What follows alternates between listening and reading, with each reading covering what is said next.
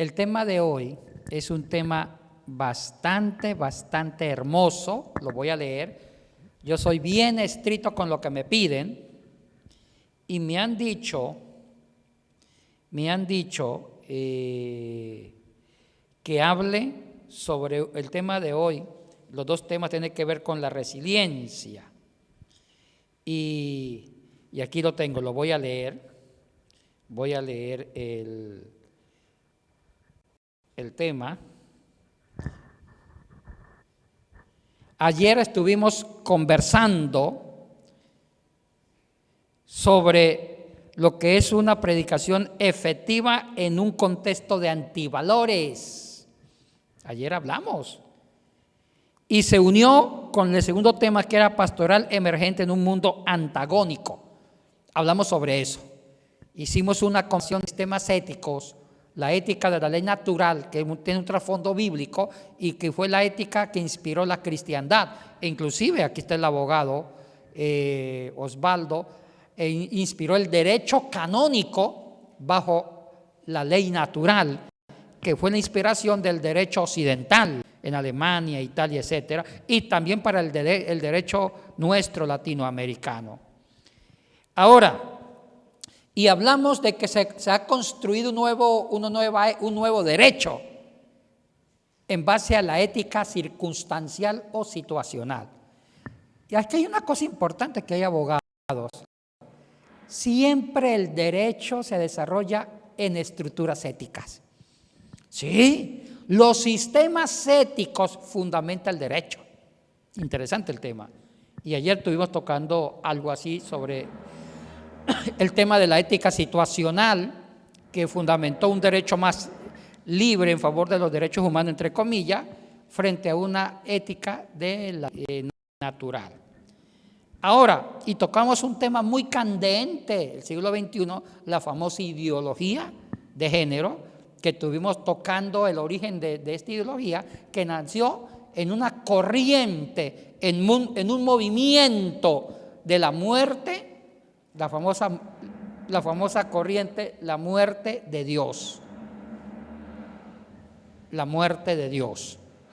Ahora, y la propuesta de la muerte de Dios fue fundamentada por los ateos, inclusive teólogos ateos, qué curioso, y los grandes existencialistas franceses, con los propios ateos filósofos como Nietzsche, y después los existencialistas, Albert Camus, Jean-Paul Sartre, Simone de Beauvoir, etcétera, etcétera. O sea que la idea de matar a Dios para crear éticas relativas situacionales viene del ateísmo puro.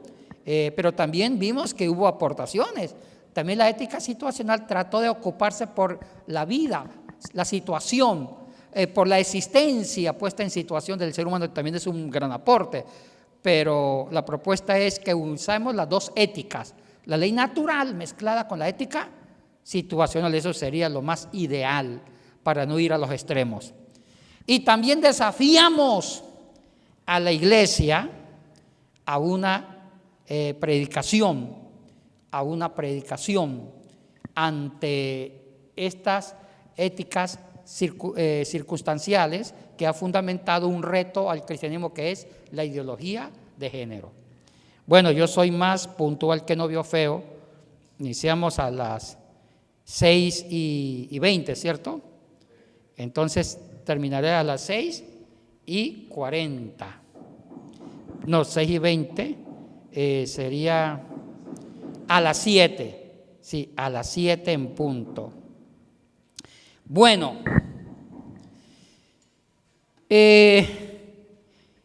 hoy va a ser una pastoral de resiliencia en una sociedad posmoderna. Oiga, ese tema me encanta.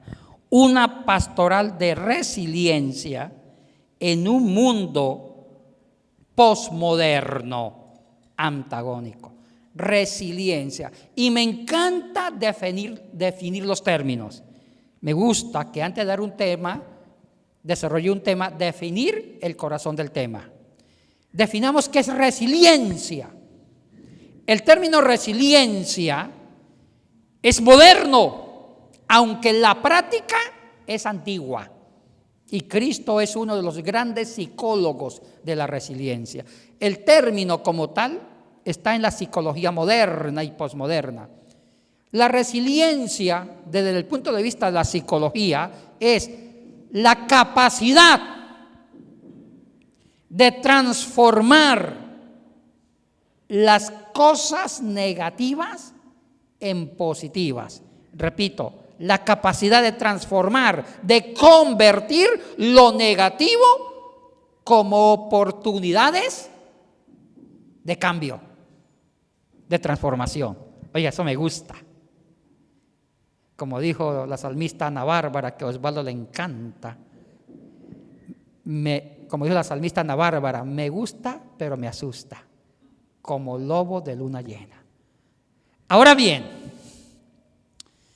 hablemos de la resiliencia. ¿Y qué mejor tema en el contexto de la pandemia? Yo creo que la sociedad mundial todos hemos vivido grandes pérdidas. Esta pandemia ha generado pérdidas a todo el mundo, económicas. Han perdido mucha gente trabajo, la esperanza, e inclusive hemos tenido pérdidas humanas. Todos hemos perdido, todos. Yo perdí 2 tías del COVID seguidas, 3 primos hermanos de primera clase y perdí a mi suegra, Elizabeth, por el COVID. Dígame que hemos perdido a todo el mundo. Y muchos han perdido a sus hijos, padres. Hay una viejita, ella no le dio COVID, tiene 90 y pico de años, perdió 2 hijos seguidos. Los enterró en un lapso de una semana y uno de ellos es un gran amigo mío, el pastor, un doctor Plúa. Hemos perdido personas que trabajaban en nuestras instituciones, en el Semisud. Perdimos a un gran portero que nos ayudaba en el mantenimiento. Hoy ya hemos perdido. Y también hemos perdido hasta la confianza. En ciertos momentos el dolor es tan grande que desafía nuestra confianza, nuestra autoestima. Y dicen los psicólogos que lo peor está por venir. Y se habla de los efectos pospandemia. Los efectos pospandemia. Que ahora hemos vivido los efectos mediáticos de la pandemia, como pérdida de trabajo, pérdidas humanas, familiares, perder proyectos. Mucha gente tenía proyectos, pérdidas económicas, etcétera. Pero dicen que va a haber una pérdida más terrible, que son los efectos después de la pandemia, que se puede perder la autoestima y la confianza en la sociedad. Y crear un manto de inseguridad, sentirnos más miserables de lo que nos sentimos. Oye, se ve que va a haber un panorama psicológico, social, antropológico mucho más complicado. Y me gusta, Darío, usted que es el cerebro de los temas, me gusta hablar de la predicación, la resiliencia. Una predicación de resiliencia en este contexto posmoderno. La capacidad de transformar lo negativo en positivo. Y digo algo muy importante. Para mí, la Biblia nos regala toda una teología de la resiliencia. Sí. La Biblia nos regala toda una teología de la resiliencia. Y uno de los artículos más fundamentales en la experiencia salvífica del pueblo judío fue la liberación, transformar la esclavitud en libertad.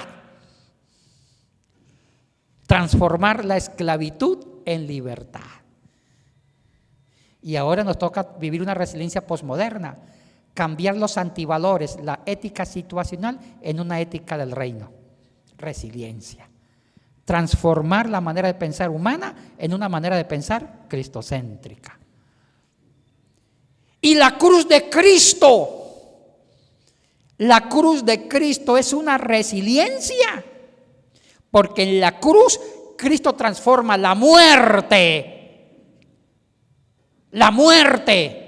el martirio que sufrió el Maestro Jesús en una esperanza de resurrección. Y para transformar la muerte en resurrección es un proceso de resiliencia. O sea que la Biblia es un mensaje de transformación. Y esa teología la vimos impregnada en 4 siglos de persecuciones en contra del cristianismo. Para ser cristiano era candidato a la muerte, y todos los cristianos eran candidatos al martirio en los 4 primeros siglos. Acuérdense que en el año 64 Nerón inició la persecución en contra del cristianismo porque los inculpó sin pruebas. Los inculpó en el famoso incendio a Roma, cuando los únicos barrios que se salvaron coincidieron que eran los barrios de los judíos y cristianos, y por eso Nerón los inculpó. Y ahí inició las persecuciones. 3 emperadores llenaron de sangre la iglesia primitiva, y la historia de la iglesia antigua se escribió con sangre. Y si alguien sabe de resiliencia, es la iglesia primitiva. O sea que nosotros tenemos una herencia. Nosotros debemos ser doctores por el origen de donde venimos. Primero, de la cruz. Cristo transforma la muerte en vida en el Calvario. Y segundo, los 4 primeros siglos de la historia del cristianismo se escribió con sangre. Y ahí es donde la iglesia adquirió identidad. Y fueron tan brillantes, tuvieron una mentalidad tan fuerte que supieron transformar el dolor. Y aquí acomodé una famosa frase: aprendieron a ver el dolor con los ojos de la fe como algo redentor. Ustedes y yo tenemos esa herencia. Y ni la pandemia nos va a intimidar, porque la naturaleza del cristianismo viene de esa capacidad de transformar lo oscuro, las tinieblas, en luz. Venimos de ahí. Oiga, qué lindo mensaje de la iglesia, enraizada en el corazón y en el testimonio de las Escrituras. Y aquí hay un reto para la pastoral. Yo critico mucho la pastoral, y Darío me da permiso. Gracias, Darío. A veces la pastoral no sabe usar la liturgia, el culto. Repetimos mucho el concepto de la misa católica. De ahí me salí yo, que la misa era aburrida, y a veces hacemos cultos así. Y una cosa que me gustó a mí del pentecostalismo es que uno va a una iglesia pentecostal y no sabe qué va a suceder. Uno no sabe qué va a suceder. Muchos me preguntan, Yatensi, ¿por qué dejó el catolicismo romano, el sacerdocio católico jesuita, y se volvió un evangélico? Y sobre todo usó la peor secta, los pentecostales, que tienen fama de no pensar, sino de experimentar. Y sí, una de las cosas que me llamó la atención, la espiritualidad pentecostal, porque yo venía de la espiritualidad católica romana. Uno va a una misa y ya sabe lo que va a suceder en latín, después en español. Uno ya lo sabe de memoria y pierde esa magia, ese encanto. Uno sabe cómo empieza la misa y cómo termina. En cambio, uno va a un culto pentecostal, todo al revés. Uno no sabe cómo empezar y no sabe cómo va a terminar, y ahí le da la oportunidad al Espíritu que haga cosas. Entonces, yo venía tan cansado de una espiritualidad tan marcada, tan kilométrica, tan programada, y me encuentro con un desorden espiritual que uno entraba y sucedían cosas. Y eso, en cierto sentido, me gustó, aunque tampoco no hay que abusar de eso. Tampoco no, porque eso también está mal. Hay que buscar una línea, un equilibrio, el orden con dejar el espacio de que Dios haga algo. Ahí entra la sabiduría de cómo hacer una liturgia tomando las dos cosas opuestas pero que son buenas. El orden católico romano y también el orden de la liturgia de las iglesias históricas, que hay un orden, pero también copiemos un poco, dejémosle una parte de la liturgia, algo que pase. Y ese es un buen aporte pentecostal y de los movimientos pietistas. El pietismo alemán con Spener, que nació de ahí. Ahora,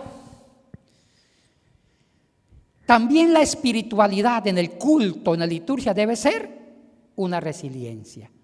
¿Cuántos vienen a las iglesias cargados de dolor, de miseria, de autoestima baja, cansados y quieren encontrar una esperanza de cambio en una hora de culto? También los pastores deben ser didácticos, capaces de planificar una liturgia que le dé la esperanza, una resiliencia en el culto, que algo pase, porque la gente no puede salir como entraron. Y mire, para mí, más que la prédica son los símbolos litúrgicos. El judaísmo inspiró en el cristianismo muchos símbolos litúrgicos que significan resiliencia. Y yo tocaba a los pastores el día que estuve con ellos el tema de la Santa Cena. La Santa Cena es un acto de resiliencia. Y quiero volver a recordar ese pasaje. Ayúdeme, Osvaldo, usted que es un abogado de las Cortes. Primera de Corinto, capítulo 11. ¿Sí tiene la Santa Reina Valera?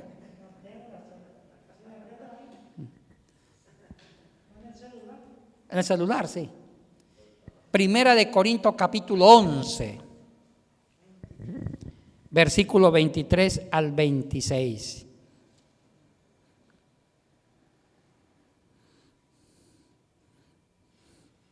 Porque yo recibí del Señor lo que también os he enseñado, que el Señor Jesús, la noche que fue entregado, tomó pan y habiendo dado gracias, lo partió y dijo: tomad, comed, esto es mi cuerpo que por vosotros es partido. Haced esto en memoria de mí. Asimismo tomó también la copa, después de haber cenado, diciendo: esta copa es el nuevo pacto en mi sangre. Haced esto todas las veces que la bebiereis en memoria de mí. Así pues, todas las veces que comiereis este pan y bebiereis esta copa, la muerte del Señor anunciéis hasta que Él venga. Una de las cosas que me impacta la institución de la Santa Cena es que la Santa Cena viene de un trasfondo de la Pascua judía. Lo que pasa es que la Biblia misma no me desarrolla detalles de cómo fue la Pascua judía. La Biblia solamente habla del resumen de la Pascua, pero no me dicen en qué consistía la Pascua. Y para eso hay libros importantes del judaísmo, como el Talmud. El Talmud, que se empezó a publicar en el año 135 después de Cristo, es una joya de las tradiciones judías. El Talmud me habla de las antiguas tradiciones judías en todas las fiestas. Si ustedes quieren saber cómo era el Pentecostés, la Pascua judía, tabernáculo, la fiesta del Purín, el Shabbat, los matrimonios, todo eso lean el Talmud. Y el Talmud se compone de dos grandes obras: la Mishnah, que es la primera parte, y la Gemara. Ese libro, que es famoso en la literatura judía, nos habla de las tradiciones cotidianas y los significados teológicos de la liturgia de las fiestas más importantes del judaísmo. La Tanakh es la Biblia judía, que se compone de la Torá, los 5 primeros libros, los Nevi'im, que es en hebreo, significa los libros proféticos, y los Ketuvim, que significa escritos, que viene del verbo katabet, que significa escribir. Eso es la Biblia judía, pero la Biblia judía no desarrolla las fiestas, simplemente describe cuándo se inauguró una fiesta y lo que Dios mandó al pueblo, cómo era la fiesta, pero no describe detalles. El libro que describe detalles es el Talmud. Un doctor en Biblia debe leerse el Talmud para poder entender el trasfondo histórico de cada tradición. Y escuchen bien, entender la dinámica y el significado de cada tradición litúrgica. Porque una tradición litúrgica expresa el sentir de un pueblo y expresa su identidad de cómo se relaciona con el pueblo en las fiestas. Y algo que me llamó la atención en el Talmud desarrolla las fiestas, todo el marco litúrgico del judaísmo, de la religión judía del Antiguo Testamento, en una resiliencia. Cada fiesta judía, cada Shabbat, cada holocausto tenía un sentido de transformar lo negativo del pueblo en algo positivo. ¡Ay, qué lindo! Y la liturgia judía era una liturgia de transformación. Y tomemos una de ellas como muestra de campo, la Pascua. Jesucristo instituyó la última cena en el contexto de la Pascua judía. Lo que pasa es que los evangelios sinópticos no, bueno, sí lo dicen que Jesús comió la Pascua. Y dentro de esa Pascua instituyó la Santa Cena. Pero cuidado, los narradores evangelísticos, los tres sinópticos, Mateo, Lucas y Marcos, igual que Pablo en la Primera de Corinto, no describen los 5 pasos de la Pascua judía. Se celebraba con 4 copas de vino y 2 platos fuertes, no lo habla. Solamente va al resumen. Y la Pascua judía en los tiempos de Jesucristo tardaba 4 horas. Era todo un ceremonial de transformación. Ahí estaba la resiliencia. O sea que no era un culto aburrido donde la gente recibía el pancito con juguito de uva y así como entraban salían. No, la Pascua, la celebración de la Pascua tenía toda una psicología de resiliencia, de transformación. O sea que las liturgias deben ser transformadoras, porque la gente que va a un culto está cansada. Y si van a un culto es con la esperanza de un cambio. Ustedes, pastores, deben ser brillantes. Yo digo que un pastor debe manejar la psicología. No ser psicólogo, pero tener principios sólidos y manejar la Biblia. A mí me encanta la Pascua. ¿Sabe qué significaba la Pascua judía? Caminata de la muerte a la vida. ¿Sí? La palabra Pascua viene de una voz acadia. Usted sabe que las lenguas orientales, las lenguas más antiguas, fueron las lenguas semitas orientales. Y las lenguas se empezaron a hablar en la antigua Mesopotamia, en los antiguos imperios de Babilonia y Asiria, lo que ahorita es Irán, Irak. Y resulta que las tribus nómadas que vivían de la ganadería inventaron la Pascua. Porque las tribus nómadas eran menos desarrolladas que las tribus sedentarias, y las tribus sedentarias vivían de la agricultura, como las tribus en Canaán, porque los que sembraban ya manejaban técnicas agrícolas y eran mucho más desarrollados. En cambio, las tribus que vivían del ganado eran menos desarrollados y eran nómadas porque vivían buscando pastos de primavera para dar de comer al ganado. Y cuando había un fuerte invierno, un fuerte verano, no había comida. ¿Y sabe qué? Se iniciaba una caminata. En las antiguas religiones mesopotámicas, mataban un cordero o una vacada y derramaban la sangre y se lo dedicaban a su dios, el dios Anú, que era el dios famoso de la Mesopotamia antigua, o Marduk, y a veces a Tiamat, la diosa del vacío. Dedicaban a la divinidad. Y cuando derramaban la sangre del cordero, iniciaban una caminata de la muerte a la vida, abandonando los pastos de muerte para buscar pastos de vida. Eso, ahí nació la palabra pasje. O sea que pasje formó en hebreo pascua, que significa caminata de la muerte a la vida. Y así se quedó en el griego, Pascua. Y Pascua en el griego es una transliteración del hebreo y a su vez del cananeo. Y en latín se quedó así y en español así. Es por eso que en la teología sistemática lo que hizo Jesucristo en la cruz fue una obra pascual. Ahora sí entiendan, ¿por qué pascual? Porque Cristo nos lleva de la muerte a la vida. Oiga, qué tremendo. O sea que Cristo salvó la humanidad en una resiliencia. Transformó la muerte, el negativismo, en una esperanza de salvación.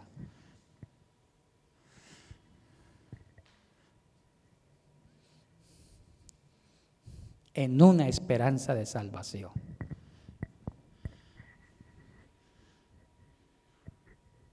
Pero chicos, la primera vez que los judíos comieron la Pascua fue para inaugurar una caminata de la muerte a la vida, cuando por primera vez iban a salir de la esclavitud de 400 años de Egipto. Y cuando el pueblo iba a iniciar una caminata para cruzar el Mar Rojo de la muerte a la vida, que eso era resiliencia, Dios ordenó que por primera vez en su historia de salvación comieran la Pascua, y ahí la comieron por primera vez. Porque lo que iban a hacer, ellos iban a hacer en ese momento era una pasé, era caminar de la muerte a la vida. Hombres y mujeres de la pandemia de hoy, nos toca salir de una época de mucha muerte, de muchas pérdidas en todos los horizontes, pérdidas sentimentales, familiares, económicos, trabajos. El panorama del empleo se vuelve difícil, pero nos toca reinventarnos. La resiliencia nos capacita para reinventarnos. Yo creo que la Pascua judía con la Pascua de Jesucristo en la cruz es una cátedra de cómo reinventarnos. Ustedes deben estar convencidos, primero ustedes, para convencer el mundo posmoderno de una resiliencia en el corazón de las Escrituras. No una resiliencia como lo está proponiendo la ideología de género y de éticas fáciles, no, que son peligrosas, sino una resiliencia que nos lleve a la dignidad, a la esperanza, a los valores y la autoestima en el reino. Pero sigamos. En los tiempos de Jesucristo, la Pascua se volvió más gorda, muy litúrgica, muy ceremonial, pero siempre se conservó el sentido primario, que es caminar de la muerte a la vida. Aunque se volvió mucho más litúrgica, más ceremonial, pero se conservó el significado primario donde venía la antigua Pascua. En los tiempos de Cristo la Pascua se celebraba con 4 copas de vino. La última copa no se tomaba. Por eso que Jesús no bebió la copa. Posiblemente Jesús no bebió, fue la 4ª copa. Las 3 primeras sí, porque cada copa tenía un significado. La primera copa de vino, el kiddush, significaba la bendición. Era con esa copa que se inauguraba la tradición de la comida pascual. La segunda, la copa del Halel, que significa la copa de la alabanza, y se citaba los Salmos 113, 118, alabar a Dios que es bueno aunque estemos sufriendo. ¡Ay, qué lindo! La segunda parte de la conferencia va a ser sobre el dolor más directamente. Y la tercera copa se llama la copa del Haggadah, que significa en hebreo y en arameo historia salvífica, porque la historia del pueblo judío fue una historia de salvación, donde Dios caminó con el pueblo para llevarlo de la muerte a la vida. Esa es la historia de la iglesia también nuestra. Dios siempre está con nosotros. Y la 4ª copa no se tomaba. Se llamaba la copa del Cordero, la copa del Mazot. Y la copa del Cordero ya estaba relacionado con la expectativa del Mesías. Porque en los tiempos de Jesucristo, 2 siglos antes, se esperaba el advenimiento del Mesías. Porque cuando un pueblo sufre una crisis como lo estaba sufriendo con los griegos, Seleucida, y con los romanos, la esperanza de un Salvador se vuelve grande. Y el pueblo esperaba el Mesías. Y por eso que la cuarta copa era la copa de la esperanza mesiánica. Y como todavía no venía el Mesías, no se la tomaba. Qué lindo. Por eso que Jesús no tomó la cuarta copa. Pero aquí viene lo más maravilloso. De las 4 copas habían 2 platos. Yo tuve la oportunidad de comer una Pascua judía cuando era jesuita en Bogotá, con los rabinos, en una sinagoga, y nunca se me olvidará esa experiencia transformadora. Nunca se me va a olvidar, jamás. Porque los judíos hasta el día de hoy, si usted come en la Pascua con judíos de verdad, en una sinagoga, el sentido de resiliencia, el sentido terapéutico de la Pascua no se ha borrado, antes se ha alimentado. Y mire, los 2 platos principales, ya hablé de las 4 copas, los 2 platos principales reflejaban la muerte, el primero, y segundo, la vida. Y el primer plato era la cosa más horrible. ¡Ay! Como dijo el mexicano, era la cosa más horrible. Eran las hierbas amargas, pero amargas. ¿Y saben qué significan las hierbas amargas? La amargura de haber sido esclavos en Egipto.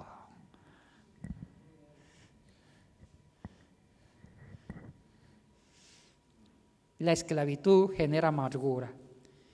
Es recordar la historia de explotación. Y mire, cuando uno comía la Pascua con los judíos, el rabino decía, primero empezaban a recordar la historia de los 400 años de esclavitud y describía que el pueblo judío vivió esos 400 años de esclavitud, de dolor. Pero como ya no estamos en Egipto, ¿sabe qué hacía el maestro?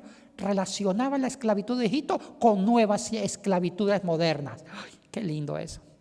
Entonces nos daban una libreta con un lápiz y decía así, el rabino, ahora recordemos que la Pascua es para recordar. Y antes de comernos las hierbas amargas, nos decía, antes de que coman las hierbas amargas, recuerden que el pueblo de Dios fue un pueblo esclavo por 400 años y van a recordar esos 400 años de dolor. Ellos sufrieron, pero ahorita ya no están en Egipto, ahora ustedes viven otras esclavitudes. Puede ser la pobreza, un cáncer, una pérdida sentimental, una pérdida de un familiar, la pérdida de un empleo, lo que sea. O también nuestro propio pecado personal que nos vuelve esclavos. Ahora son esclavos. Anoten las nuevas esclavitudes. Y uno comenzaba a anotar. Pero uno no le enseñaba lo que anotaba al rabino, sino que era para uno, calladito. Entonces decía el rabino, empiecen a comer, a triturar las hierbas amargas, porque están triturando la esclavitud. Uy, y eso era más feo. Eso era feo. Feo. Y esas hierbas amargas no bajaba por el guagüero, no bajaba, eso no bajaba. Y nos daban unas vasijitas para vomitar, porque casi la mayoría vomitaban. Y nos daban unos cuartitos para ir con la vasijita, a vomitar. Pero cuidado, pregunta Huguito. Ay, Huguito tiene una historia. ¿Quién creía que usted es un santo? ¿Cómo se podía tragar las hierbas amargas? Escriban. Las hierbas amargas estaban acompañadas de la famosa salsa de Jaroset, con H. La salsa de Jaroset era una mezcla de frutas, ¡qué rico! Manzanas, dátiles, especies, almendras, pasas, higos con vinagre. ¡Uy, qué rico eso! ¿Sabe qué significaba la salsa? La esperanza. la única forma de tragar las hierbas amargas era ponerle un poquito de salsa. Y nos daban un poquito de salsa para distribuirla en las hierbas amargas. ¿Qué significaba la salsa de Jaroset? No podemos soportar tanto dolor sin la esperanza de que algún día seremos transformados. Qué lindo. Porque cuando perdamos la esperanza, estamos rayando con el suicidio. Y lo que mantuvo la fe de salvación del pueblo judío fue la esperanza en un Dios que salva. Y lo mismo ustedes. Más allá de los problemas que tengan ahora y más allá de la sensación que el mundo se despedaza encima de ustedes, no pierdan la esperanza. No la pierdan. No la pierdan. Porque si la pierden están fritos. Y el pueblo judío no la perdió. Pero venía el segundo plato, el Cordero Pascual. Era la salvación, la libertad. Pero ese Cordero, que significaba caminar de la muerte a la propia vida, estaba acompañado con algunas hierbas amargas. Pero era en menor cantidad. ¿Eso qué significa? Aunque seamos libres, aunque seamos salvos, aunque cantemos cánticos de júbilo, mientras que estemos en la tierra, aún lloramos. Porque la única vida perfecta está arriba. Decía una vez Osvaldo Yatensi, no sé qué me dijo Osvaldo Yatensi, estamos felices. Aunque estemos felices, seamos santos, aún tengo tristeza. Usted y yo. ¿Y cuál es? Es que somos feos. Todavía conservamos algunas hierbas amargas. Varias. Oiga, interesante. Ahora sí vamos a la Santa Cena. Cuando Cristo instituyó la Santa Cena a raíz de la Cena Pascual, Él estaba pensando en una terapia para la iglesia. Estaba pensando en una resiliencia. Y cuando Cristo dice, haced esto en memoria mía, la palabra memoria en el griego, que es anénesis, y en el hebreo, que es zikaron, significa, no es como en español memoria es feo. En español memoria es la capacidad de traer al presente una imagen del pasado. Fundamentamos la memoria desde el punto de vista mental, pero en hebreo no. En hebreo es la capacidad de traer del pasado una acción salvífica y unirla a mi experiencia de muerte y salvarme. O sea que memorial es recordar para vivir y cambiar. Qué lindo. Y por eso Cristo insistió hacer esto en memoria mía. Cuando Cristo en la última cena dice, haced esto en memoria mía, está diciendo, recuerden lo que yo voy a hacer en la cruz, porque en la cruz los llevo de la muerte a la vida. Ay, nosotros hemos convertido la Santa Cena en algo aburrido, algo sin sentido. Vamos, comemos la Santa Cena y ¡prum! Chicos, yo tengo un testimonio impresionante. Yo no soy técnicamente, ahora no pastoreo, estoy en la academia, pero antes fui pastor. Y pastoreé antes, cuando era joven y bello. Oiga, ¿por qué se ríen cuando dije bello? Dice Osvaldo, es que yo tuve una resiliencia al revés, de lo bello a lo feo. En el pasado pastoreé una iglesia de clase baja, pero baja, de contrapicada. Hay una iglesia de ladrones, asalteadores y prostitutas. En Quito, que quedaba por la 24 de mayo. Peor que la Pancho Segura, por allá en Guayaquil hay un lugar también peligroso en los suburbios. Ahí me están escuchando. En el Guasmo. Sí, Guasmo no, hijo, esto es terrible. Ahí, en Quito, donde yo pastoreé, era peor. Antes había una calle que se llamaba 24 de mayo, que era la zona más roja, pero roja, de droga y de prostitución barata. Y ahí estaba mi iglesia. El supervisor me dio esa iglesita. Dijo, si usted quiere hacer algo, pastorea aquí. Nadie quiere pastorear y me ponen a mí, novato. Pero es una iglesia que uno no recibía ayuda ni ofrenda, uno tenía que de lo poco ayudar a las personas. Iban prostitutas, niños de la calle a pedir comida. Y los micrófonos estaban con cadenas, porque ya como 2 veces nos asaltaron. Y los micrófonos estaban con cadenas. El púlpito con cadena. Todo con cadena. La batería con cadena, porque si no se la robaban. Y 3 morenos ujieres con cuchillo para espantar a los ladrones. Imagínense. Y con garrote. Y yo estaba dando la Santa Cena ese día, juiciosito, bien bañadito, yo dando la Santa Cena. Y la Santa Cena para todos nosotros, para el catolicismo romano con la misa, Eucaristía, para los, no sé si para los menonitas también, no, para la iglesia de Dios, para mi iglesia, para la iglesia de las Asambleas de Dios brasilera, donde Osvaldo es el gran sumo sacerdote, y para los bautistas, aliancistas, iglesias históricas, la Santa Cena hay que tomarla en santidad, ¿sí o no? El que esté en pecado no la puede tomar. Solamente los santos. ¿Sí? Y eso es en todas las denominaciones, en todas. Católicas, cristianas, fundamentalistas, pietistas. Y mire lo que me pasó. Yo estaba dando la Santa Cena cuando entró la jefa de las prostitutas y se colocó en la cola, a lo último. Y yo dije, cuando ella se acerque me va a pedir la Santa Cena, pues se la voy a negar. Porque si se la doy, estoy rompiendo con la doctrina de mi iglesia y hasta es capaz que me quitan la credencial. Porque eso es un delito para la iglesia de Dios, que un obispo dé la Santa Cena. Yo todavía no era obispo. Entonces se acerca y yo pensé, cuando se acerque yo le voy a preguntar, señorita, ¿usted sabe qué es lo que me va a pedir? Y estoy seguro que ella me va a decir, no sé. Y cuando me diga, no sé, yo le digo, primero acepta a Cristo como su Salvador, conviértase y arrepiéntate de tus pecados, haga el curso bautismal, se bautiza y después le doy Santa Cena. Pensaba. Se me acerca la señorita, porque había entrado a la iglesia con su traje de trabajo, con una minifalda que se le veía hasta el alma y con un olor a perfume barato. Se me acerca y yo amablemente, señorita, ¿usted sabe qué es lo que me está pidiendo? ¿Y sabe qué me dijo ella? No lo sé, pero una cosa sí sé, que lo que usted me va a dar ahora va a cambiar mi vida. Y yo pensé, ¿qué haría Jesucristo en este momento?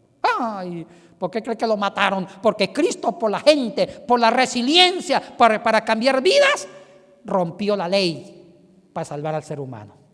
Pues se la di y se convirtió a Cristo. Claro que hubo un sapo y le contó al supervisor que yo di la Santa Cena y me llamaron y me decomisaron la de credencial de pastor por 3 meses. Sí. Hermanos, conviertan la Santa Cena en elementos litúrgicos de resiliencia.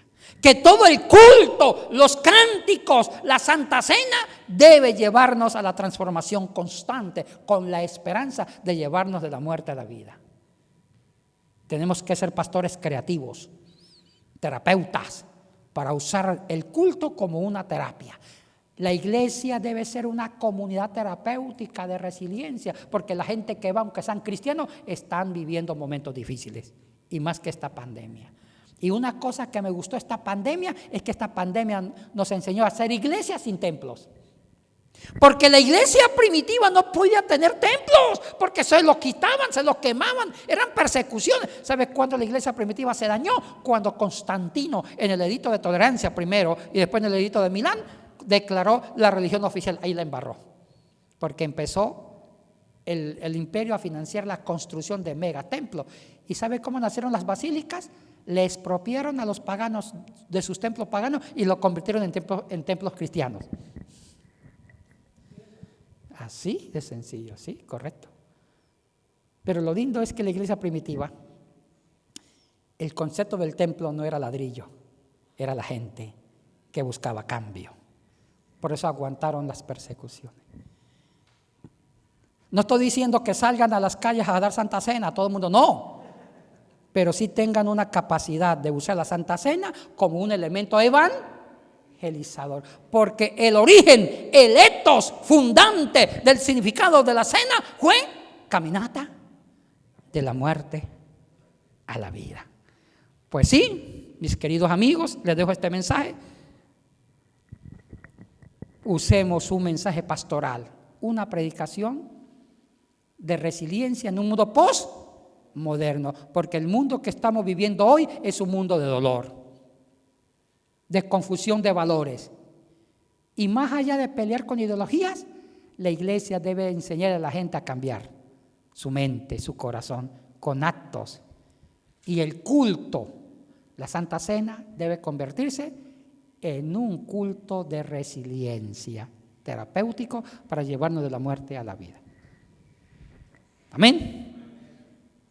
Preguntas. Veo que soy más puntual que Osvaldo, aunque me pasé. Bien, vamos a aprovechar estos 10 minutos, así que los que tienen preguntas, no sé si mi esposa me puede ayudar entonces levanta la mano, acerca su papelito, lo vamos a leer aquí. Samuel también me puede avisar si hay gente en redes sociales que tiene alguna pregunta. Vamos a tomarnos unos 10 minutos para aprovechar al máximo este tiempo, al doctor Yatensi también. Entonces, y después tenemos una pausa de 10 minutos para la segunda parte.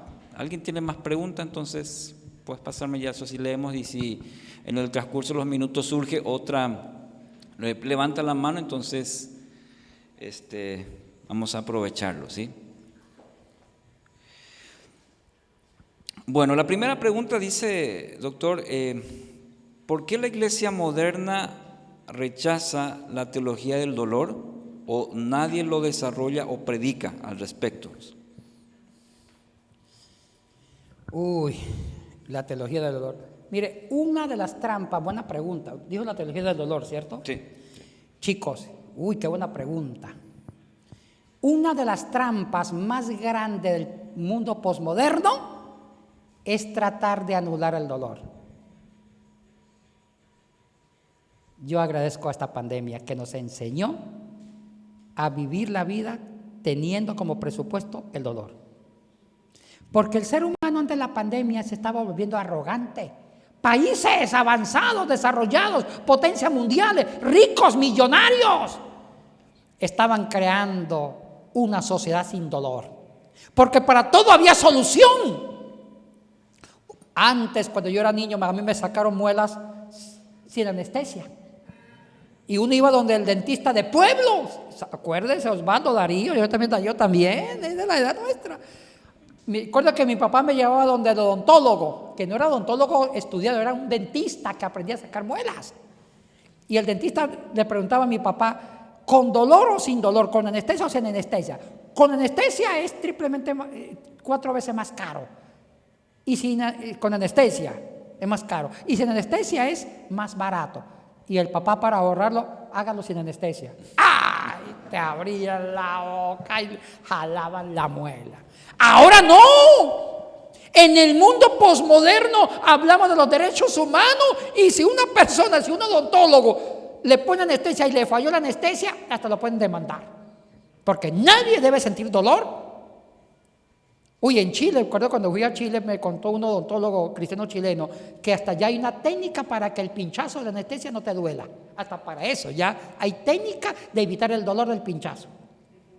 Antes, en la época de Osvaldo, para ir a la escuela tenían que caminar 10 kilómetros al campo. Ahora viene el bus y sale el niñito. Y tiene que caminar 5 pasos de la casa al bus y te lleva y te trae. Expreso. ¡Ay! Antes se iba el esposo a España en un barco, meses, para recibir una carta de su amada. Y la mujer estará: vivo mi amado Diógenes. Y él en el barco moviéndose, ¿cómo estará Abigail? Ahora no. Uno se va y la mujer de uno ya le está llamando por WhatsApp: ¿cómo está papi? Y uno también: ¿cómo está mami? Me despido, ¡ay, besito! Eso ya evita el dolor emocional de la incertidumbre, cómo están los seres queridos.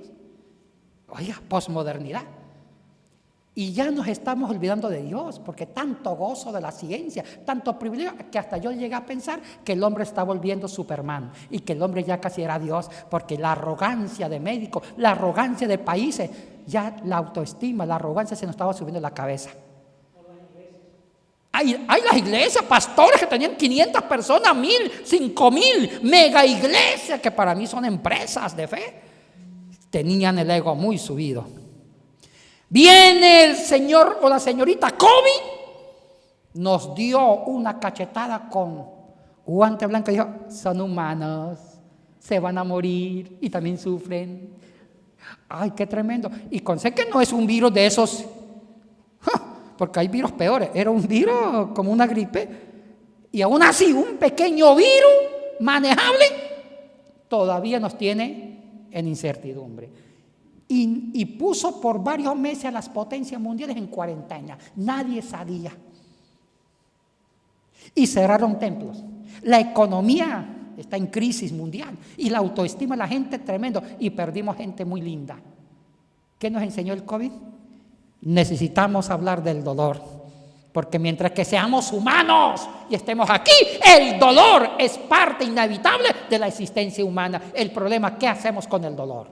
Ese va a ser el tema número siguiente. Ok. Siguiente pregunta. ¿Qué resiliencia nos enseña la mitología antigua? Cuando uno lee la literatura clásica de Homero, ¿la mitología antigua? Sí. ¿Qué resiliencia? Nos enseña la mitología antigua. Esto por ahí lo escribió un abogado. Alfateo por ahí. Mire, la pregunta es buenísima. La literatura antigua, como el de Hesíodo con la Teogonía, o los escritos de Homero con la Ilíada y la Odisea, o el Enuma Elish, siempre las mitologías eran los dioses que transforman o se transforman para llevarnos a un concepto de vida más saludable. Uno lee la Odisea, la lucha que tuvo Ulises, ¿sí me entiende?, para llegar de nuevo después de tantos años a su casa. La esperanza de transformar lo negativo y de vencer a un dios llamado Poseidón, que fue que le mandó tempestades y le demoró el regreso a casa. Entonces, siempre las mitologías estaban cargadas de una transformación. En el fondo pesa eso. Ok. ¿Considera usted que el culto que realizamos debe tener la combinación de los elementos razón más emoción a fin de practicar la resiliencia? Sí. A veces las personas muy emocionales se les olvidan las cosas.